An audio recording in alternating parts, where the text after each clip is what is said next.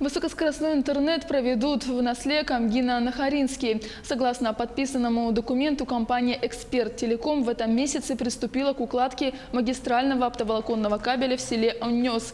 Пропускная способность оптоволоконной линии связи составит до 1 гигабита в секунду. Также ожидается подключение сотовых операторов с поддержкой 3G.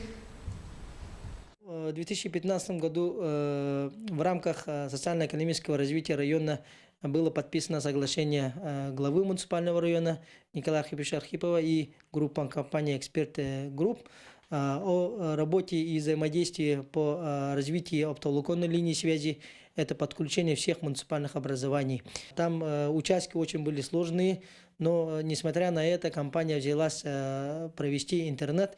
И то, что вот сегодня наши жители села Оннёс ставили вопрос очень многие года, конец года, надеемся, оптоволоконная линия будет подключена и народ будет пользоваться и, соответственно, развиваться в этом направлении.